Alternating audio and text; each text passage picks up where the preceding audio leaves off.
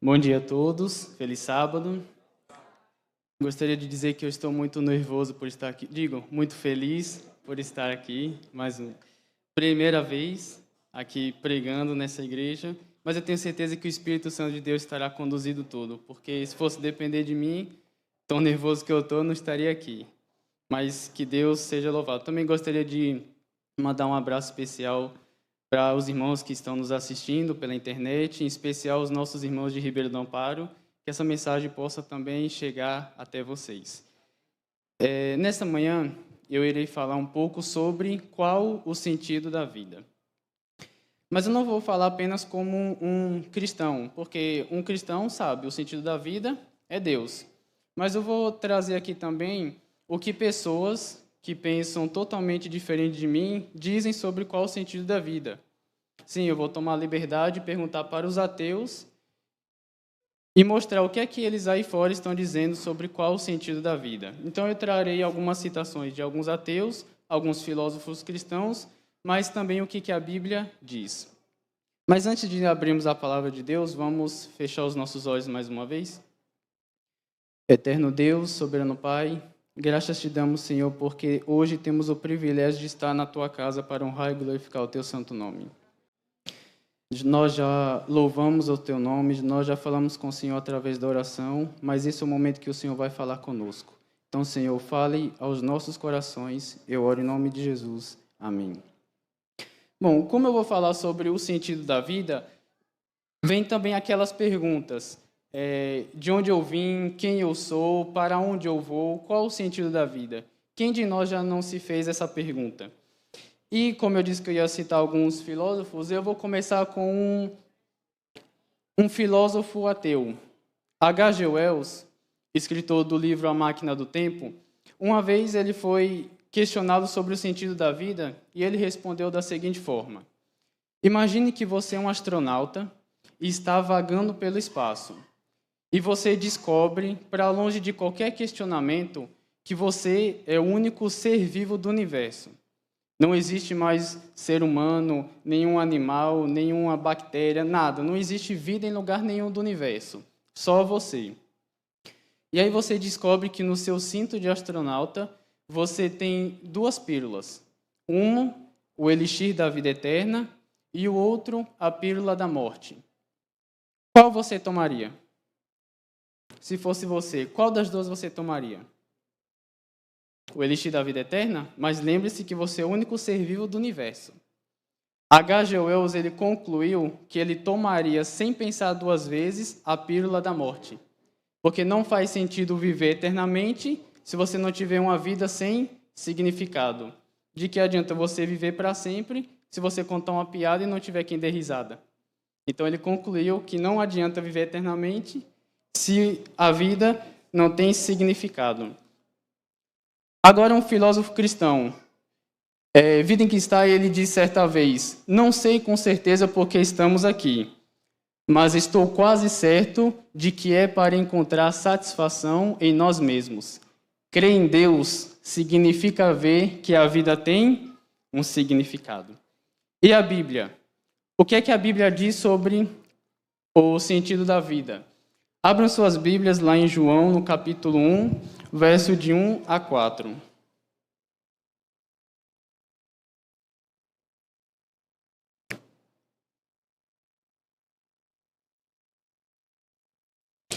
João, capítulo 1, verso de 1 a 4.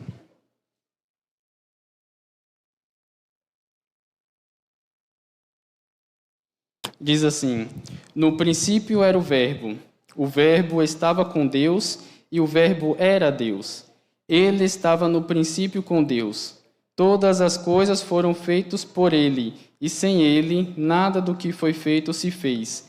Nele estava a vida, e a vida era a luz dos homens. Primeiro princípio bíblico que eu aprendo é que a vida é a nossa luz. Segundo princípio bíblico, João, agora no capítulo 10, verso 10.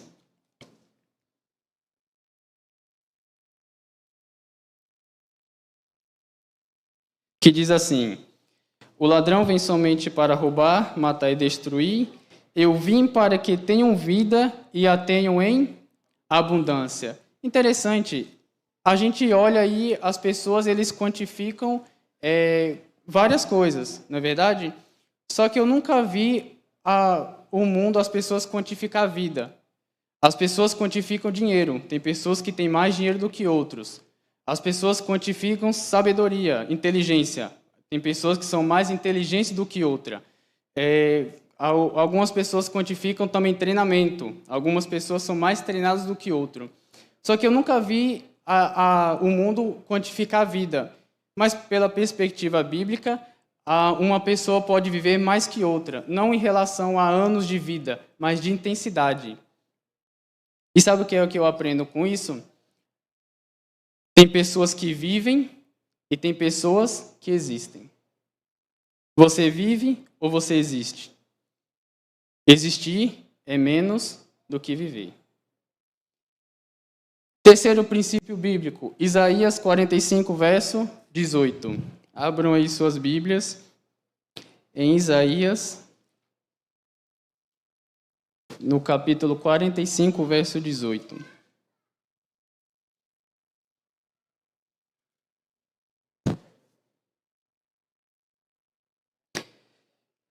Diz assim: porque assim diz o Senhor, que tem criado os céus, o Deus que formou a terra e o fez. Ele não criou para que fosse um caos, mas para que fosse habitada. Essa palavra caos, no hebraico, terron, não significa o vazio, a nulidade, o nada. Deus ele não criou o mundo para que fosse um caos, um vazio, mas para que fosse habitada, para que tivesse um propósito. Agora, o quarto princípio bíblico. Esse eu não vou ler todo, porque é um texto grande e eu creio que a igreja toda conhece. Mas eu queria citar apenas alguns aqui. Mateus capítulo 5, verso de 1 a 12. As bem-aventuranças. Bem-aventurado, no grego, significa felizes, certo? Agora, olha que curioso. Bem-aventurados ou felizes os que choram, os que têm fome, os que são perseguidos? Quer dizer que a Bíblia está dizendo felizes os infelizes? Sabe o que eu aprendo com isso? Que a ótica de Deus não é a ótica do homem. Muitas das vezes o homem, ele dá valor àquilo que ele acha que é importante, mas Deus, ele quer dar valor àquilo que é essencial. E muitas vezes na nossa vida, nós temos que escolher entre ter razão e ser feliz. No trânsito, o cara lhe dá uma fechada. Você tem razão, ele tem uma arma. Você quer o quê? Ter razão ou ser feliz? E o último, Eclesiastes, eu também não vou ler esse texto, mas e várias vezes o autor, o sábio Salomão, ele fala que vaidade, vaidade, tudo é vaidade e correr atrás do vento. Tudo que a gente busca aqui nesse mundo é vaidade, é correr atrás do vento, do que vai passar. E que é uma prova de que tudo que a gente busca aqui nesse mundo é vaidade. Alguém aqui já ouviu falar num rei chamado Shutrut-Nahunt? Alguém aqui já ouviu falar nesse rei? Não? Shutrut-Nahunt, ele foi um rei muito poderoso. Aqui ele foi o rei de Elam. Essa parte aqui em vermelho foi o território que ele comandava. Ele era um rei bastante poderoso mesmo. E ele buscou fazer tudo para a sua própria glória e honra. Agora, o mais curioso disso é que cerca de 2000 anos depois, ninguém conhecer quem foi Shutrut-Nahunt é um absurdo tão grande. É como se daqui 2000 anos as pessoas do futuro não soubessem quem foi Neymar. Neymar não é uma figura conhecida no mundo todo? Ele também era. Só que ele buscou tudo para a sua própria honra e glória e passou. Mas vamos trazer então para os dias atuais. Eu vou perguntar para vocês. Alguém aqui saberia mencionar, aqui de cor, o nome dos 5 últimos ganhadores do Prêmio Nobel de Literatura, Medicina, Química e Física? Alguém saberia me mencionar aqui os 5 últimos? Não?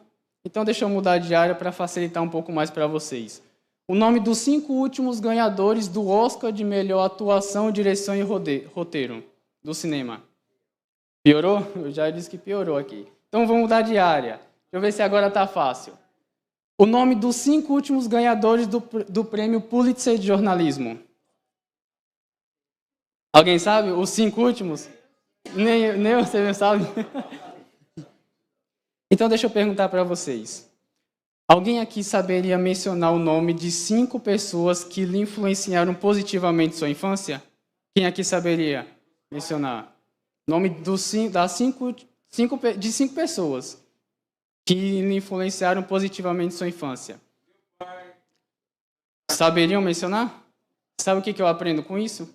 Os prêmios passam, as medalhas enferrujam, os troféus ninguém lembra. Mas se você quiser ser lembrado para o resto da vida, procure influenciar vidas. Tenha certeza que ninguém nunca mais vai esquecer de você. Amém? Quer uma prova de que tudo passa? O que é que vocês estão vendo aí nessa imagem? Você aí de casa, o que é que você está vendo aí nessa imagem? Uma caveira? Quem é que está vendo caveira aí? Não existe caveira nenhuma ali. Aí é uma pintura de uma bela moça se maquiando diante de um espelho. Mas o autor chamou o nome desse quadro de Vanity, vaidade, porque ele queria mostrar 2 coisas. Que primeiro, no fundo, todo mundo é igual. Todo mundo é uma caveira. E segundo, porque tudo passa. Essa mulher está jovem, um dia vai ficar velha, um dia vai morrer. Tudo vai passar. E não querendo ser assim pessimista, mas vamos pensar no momento que não existe Deus, não existe vida eterna. Você já percebeu que a gente já nasce condenado? A gente vai morrer ou vai sepultar o que a gente ama mais cedo ou mais tarde. Por mais que isso seja duro, seja a realidade, seja duro, é a realidade. E sabendo disso, hoje as pessoas elas buscam uma vida alternativa. Hoje, viver virou sinônimo de possuir. As pessoas hoje compram, querem, consomem, para tentar satisfazer esse desejo da vida. E a gente não precisa ir longe. A gente compra o iPhone 10, eles lançam o 10S. Aí você vai e compra o 10S, eles lançam 11. Você compra o 11, eles vão lá e lançam 12. Você nunca pode estar satisfeito com o que você tem. E alguém certa vez disse que a propaganda foi uma forma inteligente que alguém encontrou de convencer você a comprar o que você não precisa, com o dinheiro que você não tem, para provar quem você não ama, aquilo que você não é. Isso é a propaganda. E sabendo disso, Schopenhauer, ele disse o seguinte, uma frase: somos marionetes dos nossos próprios desejos, e a vida, o que é senão um balanço entre a ânsia de ter e o tédio de possuir. A gente quer tanto uma coisa, e quando consegue, vira chato, tédio. Mas eu prefiro uma perspectiva cristã. Will Durant, ele disse certa vez, o homem, ele olha para a astronomia e se sente apenas um breve momento no curso das estrelas. Olha para a matemática e se sente apenas um número em meio ao infinito. Mas eu complementaria dizendo, ele olha para Deus e se sente o ser mais amado do universo. O mais amado. Alguém aqui já viu uma formiga dessa? Já viu? Uma dessa igualzinha a essa? Alguém já viu? Percebam como essa formiga ela é forte, ela é poderosa ali, a estrutura do seu corpo. Essa formiga ela consegue carregar de 14 a 16 vezes o peso do seu próprio corpo. E veja como ela é bonita, tá vendo o corpo todo dourado? Ali não tem nada de maquiagem, nem Photoshop, nem nada. Aí é a beleza dela natural. Agora imagine, por mais que essa formiga seja grande, bonita e forte, o que é essa formiga no meio de uma floresta? Nada. Quase não dá nem para ver a formiga do tamanho de uma floresta. Quem aqui já saiu desesperado por ter matado uma formiga? Ninguém. Agora você sabe o que é essa imagem? Alguém sabe o que é que tem aí nessa imagem? Aí, essa imagem é a Terra vista de Marte. Ela é tão longe que botaram até uma ampliação aqui do lado para a gente conseguir enxergar melhor. Então, alguém está conseguindo ver Aracida aí? Não?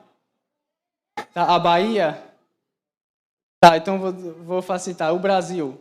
Alguém está vendo o Brasil daí? Então, deixa eu perguntar. Se a formiga num jardim não é floresta e numa floresta não é nada, quem é você diante do universo? Menos ainda, porque a formiga sobe na parede e você não sobe.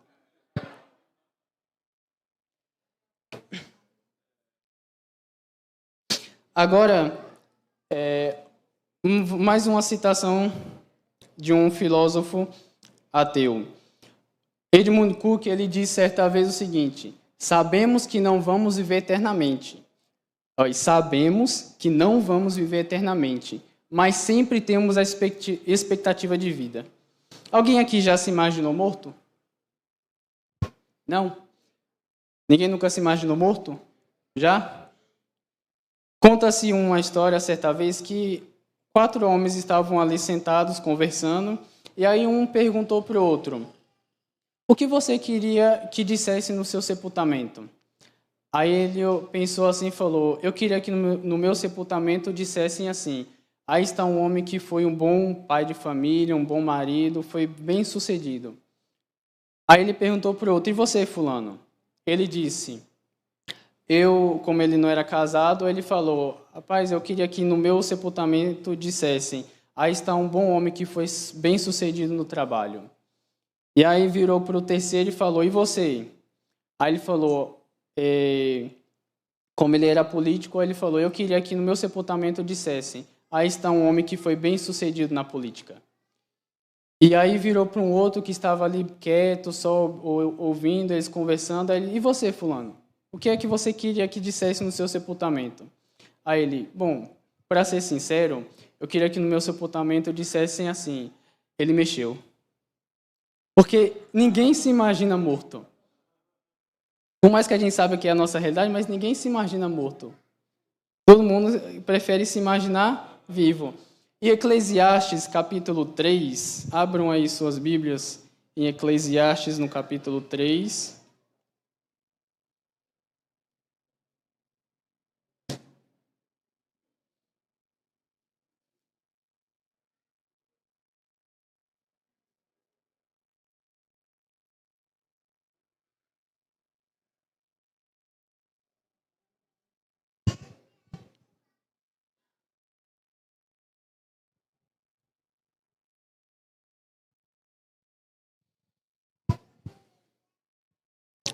Eclesiastes, capítulo 3, verso 11, diz: tudo fez Deus formoso em seu tempo, também pôs a eternidade no coração do homem. Deus fez tudo formoso e pôs a eternidade no coração do homem. Existe no coração do homem um vazio do tamanho de Deus. Muitas pessoas tentam preencher esse vazio com outras coisas, mas esse vazio só será preenchido com Deus. E Freud, um filósofo ateu, ele disse certa vez o seguinte, que nós temos a necessidade de Deus, por isso que nós criamos esse Deus, já que esse Deus não existe. Mas isso não faz sentido para mim, porque a própria ciência diz que tudo que o nosso corpo necessita, tanto como questões físicas como emocionais, existe em algum lugar do universo, da natureza. Por exemplo, nós temos rins, existe água. Nós temos pulmões, existe o ar, o oxigênio. Aí nós temos a necessidade de Deus, e Deus não existe? Não faz sentido. Se nós temos a necessidade de Deus, esse Deus existe, em algum lugar na natureza. E Xenófanes, criticando esse pensamento, ele disse certa vez o seguinte: se os bois e cavalos tivessem mãos e pudessem pintar e produzir obras de arte similares às dos homens, os cavalos pintariam seus deuses sob forma de cavalos e os bois pintariam seus deuses em forma de bois. Agora, deixa eu me falar um pouco sobre o significado da vida com relação a Deus. Alguém sabe quem é esse homem? Viktor Frankl. Sabe quem foi Viktor Frankl? Viktor Frankl foi um dos sobreviventes dos campos de Auschwitz e Dachau. Ele viu morrer diante dos seus olhos, com requintes de crueldade, o seu pai, a sua mãe e a sua esposa. Ele estava recém-casado. E ele achou que tinham matado a sua irmã também. Só que ela não morreu, só que ele não sabia. Então, na mente dele, ele tinha perdido quantas pessoas? 4 pessoas de sua família. E ele ainda viu a sua tese doutoral ser pego pelo soldado, jogado no chão e pisado por eles, e o trabalho de sua vida toda ser destruído. Só que Viktor Frankl, ele colocou um propósito em seu coração. Ele pensou: se meus pais e minha esposa estivessem vivos, eles iam querer que eu sobrevivesse. Então, por eles, eu vou sobreviver. E Viktor Frankl, ele fazia de tudo para se manter bem alimentado, saudável, forte, para aguentar, resistir até que ele saísse. E aí ele conseguiu ser liberto do campo de concentração e ele fundou a terceira escola de psicanálise da Europa. E ele colocou em seu propósito, um propósito em seu coração: eu vou fazer com que Auschwitz e Dachau nunca mais aconteça. Ele só conseguiu isso porque ele se apegou em Deus. E olha o que João, capítulo 17, verso 3 diz: e a vida eterna é esta, que te conheçam a ti, Deus único e verdadeiro, e a Jesus Cristo, a quem enviaste. Deus, ele colocou no nosso coração o desejo da vida eterna, esse anseio de vida eterna. E a vida eterna será onde nós conheceremos a Deus e a Jesus Cristo. E viveremos felizes com Ele eternamente. João capítulo 14. Agora eu gostaria que vocês abrissem a Bíblia de vocês aí em João capítulo 14.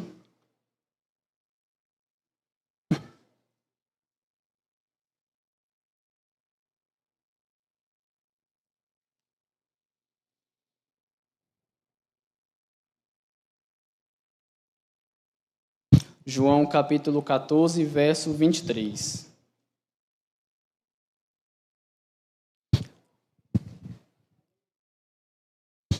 Diz assim: Jesus respondeu, João 14, verso 23. Jesus respondeu e disse-lhe: se alguém me ama, guardará a minha palavra, e meu Pai o amará, e viremos para ele e faremos nele morada. Alguém sabe quem é essa mulher? Quão íntimo Deus pode ser de uma pessoa? Essa mulher, o nome dela é Helen Keller. Helen Keller, com 1 mês, ela ficou cega e surda. E um dia, Anne Sullivan, ela disse: eu vou ensinar e fazer com que Helen Keller se comunique com o mundo lá fora. Então, ela começou a ensinar várias coisas para Helen Keller. Ensinou braille, ensinou ela a comunicar com as pessoas. Anne Sullivan pegava a mão de Helen Keller, botava na água, depois botava na sua boca e falava água. E aí, assim, ela foi aprendendo a se comunicar com o mundo exterior, já que ela não ouvia nada e não enxergava nada. E aí ela estudou, fez faculdade, se formou. E aí, em uma entrevista, a jornalista perguntou para ela: você aprendeu tudo com Anne Sullivan? Tudo? Questões de higiene, braille, tudo? Aí ela disse: sim, aprendi tudo com Anne Sullivan. E como ela era muito religiosa, Helen Keller, aí ela falou: e Deus? A jornalista perguntou: e Deus? Aí ela: não. Essa foi a única coisa que eu não aprendi com Annie Sullivan, porque no meu silêncio, Deus já estava lá. Eu só não sabia que ele tinha esse nome. Então, quão íntimo Deus pode ser de alguém? Sabe o que é que eu aprendo com isso tudo? O mesmo Deus que foi na escuridão da vida de Viktor Frankl, que foi na escuridão da vida de Helen Keller, é o mesmo Deus que pode ir na escuridão da minha e na sua vida. Sabe por quê? Porque existe no seu coração um vazio do tamanho de Deus. Por mais que você busque prazeres deste mundo, ele só vai ser preenchido se Deus estiver em seu coração. Conta-se uma história que um menino estava lendo aquelas histórias de quadrinhos do seu super-herói favorito. E aí ele começou a ler e aí ele viu que o vilão vencia o herói. Ele virou uma página, o vilão deu um soco no herói, o herói caiu no chão. E aí ele virava outra página e via a mesma cena. E aí o menino ficou tão angustiado com isso que ele não aguentou mais. Ele colocou o dedo na página que ele estava lendo e foi lá para a última página. E o que é que acontece na última página? O herói sempre vence. E aí agora, tranquilo, ele voltou para onde estava lendo. E ele virou mais uma página, viu o vilão dar um soco no herói e disse, venci. Aí o menino, venceu nada, se você soubesse que eu sei. E aí ele vira outra página, o vilão dá outro soco no herói e diz, esse é o seu fim. E o menino fala, não é não, se você soubesse que eu sei. O ditado diz, não julgue o livro pela capa, mas eu parafraseio dizendo, não julgue a história por uma página. A história da sua vida é maior do que a página que você está vivendo. Se alguém está passando por um momento difícil, algum problema, não sabe como passar ou pensa desistir de tudo, a história da sua vida está aqui. Se você soubesse que eu sei, o final, o herói Jesus Cristo vencerá este mundo de pecado. Então, deixe Deus escrever a história da sua vida. Não tome a caneta da mão de Deus e tente escrever a história da sua vida por você mesmo. Deixe que Deus escreva todas as páginas até o fim. E quando Ele vier, você será vencedor com Cristo. Amém? Que Deus em Cristo nos abençoe. Vamos nos colocar de pé agora e vamos cantar o hino 477. Vamos agradecer a Deus por todos os planos que Deus tem em nossa vida. Vamos agradecer a Deus por estar conduzindo a história da nossa vida, o nosso mundo, até que Ele volte.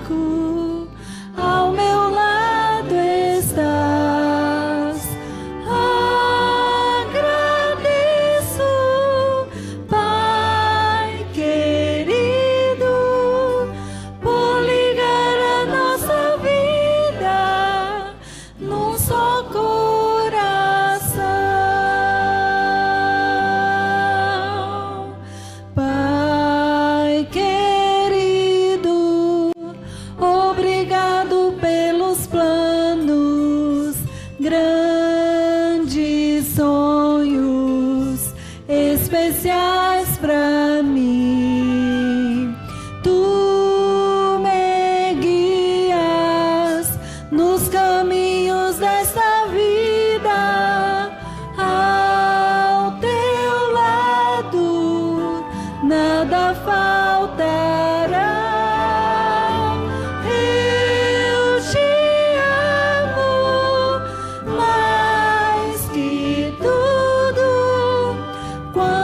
fraco, tua força nunca falhará.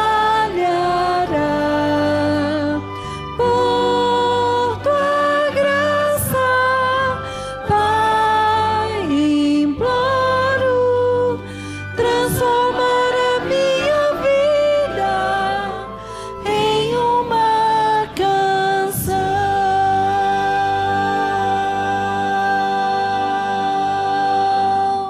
Amém.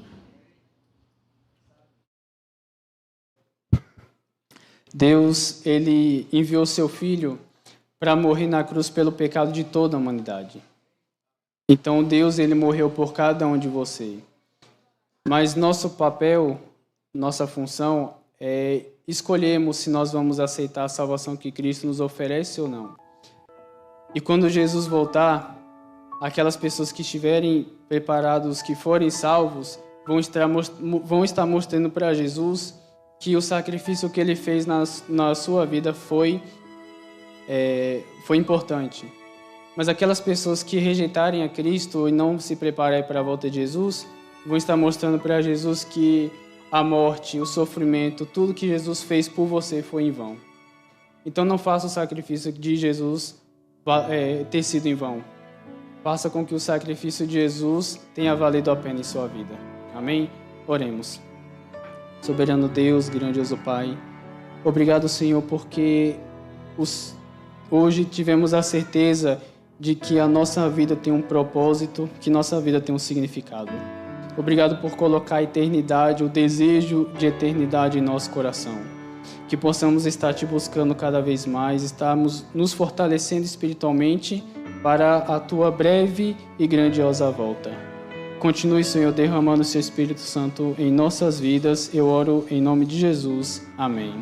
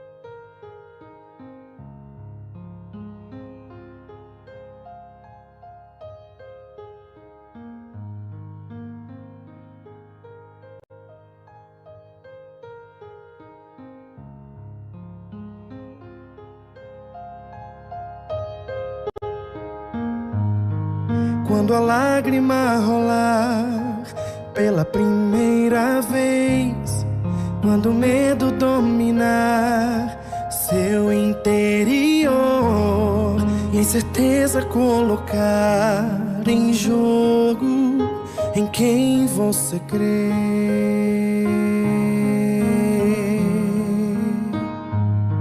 você pode até pensar que não existe ninguém preocupado com você, que queira seu bem. Se sente sozinho no escuro.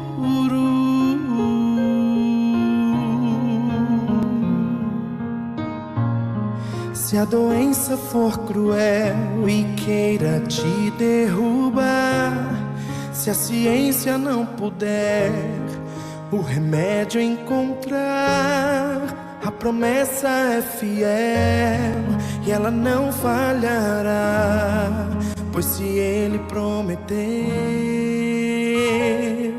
não duvide tão somente. Creia em quem um dia salvou. Creia em quem a vida entregou. Ele faz milagres, ele te liberta.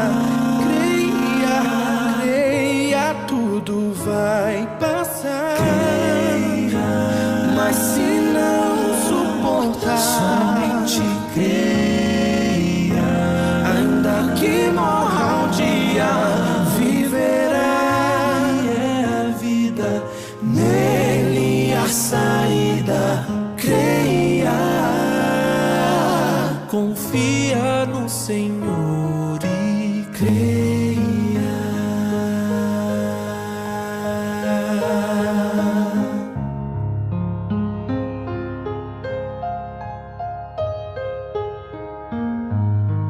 Ele nunca prometeu ser tão fácil assim. Tudo o que você vê são sinais do fim. Ele mesmo nos deixou escrito que iria acontecer.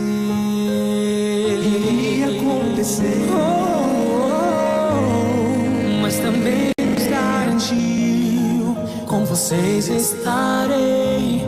Se profunda for a dor, alívio darei.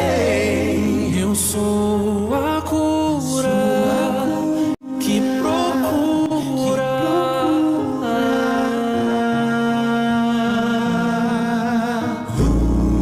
Eu entendo quando diz que não vai suportar, mas prometo estar aqui pra te abraçar.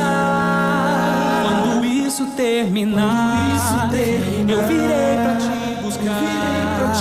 E o final será feliz. Mas sempre estaremos juntos. Creia em quem um dia salvou. Creia em quem a vida entregou. Creia no milagre que te liberta. Creia, tudo vai passar. Mas se não suportar, somente creia. Ainda que morra um dia, viverá. Ele é a vida, nele a saída. Creia, confia no Senhor e creia.